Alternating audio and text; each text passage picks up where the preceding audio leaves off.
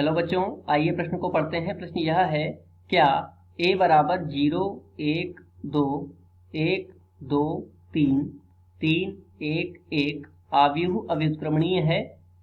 आइए सर्वप्रथम प्रश्न की मुख्य अवधारणा को जान लेते हैं। मुख्य अवधारणा,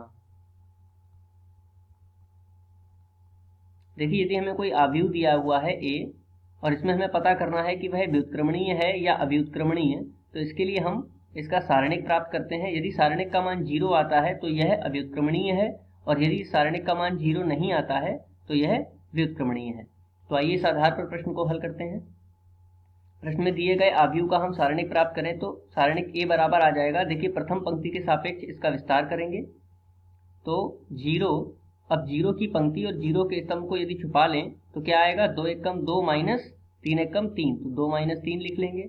इसके पश्चात माइनस 1 और 1 की पंक्ति और 1 के स्तंभ को यदि छुपा लें तो 1 एकम 1 माइनस 3 तिया 9, तो 1 माइनस 9 लिख लेंगे। प्लस 2 और कोष्ठक में 2 की पंक्ति और 2 के स्तंभ को यदि छुपा लें तो 1 एकम 1 माइनस 3 दूनी 6। आइए इसको हल करते हैं। तो देखिए 0 से यदि गुणा होगी तो ये पूरा 0 हो जाएगा। माइनस, अब 1 में से 9 को घटाएंगे तो प्राप्त होगा -8, जो कि -1 से गुणा करके +8 बन जाएगा। अब यहाँ पर देखिए 1 में से 6 जाएगा तो -5, और -5 की 2 में गुणा करेंगे तो -10। तो इस प्रकार हमें 8 - 10 अर्थात -2 प्राप्त होगा। तो हम देख रहे हैं कि सारणिक a का मान क्या प्राप्त हो रहा है, 0 नहीं आ रहा है।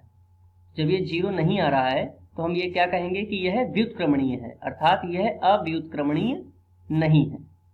अव्युत्क्रमणीय लिख देंगे, नहीं है। मुख्य अवधारणा के आधार पर ये दिए गए प्रश्न का उपयुक्त उत्तर है।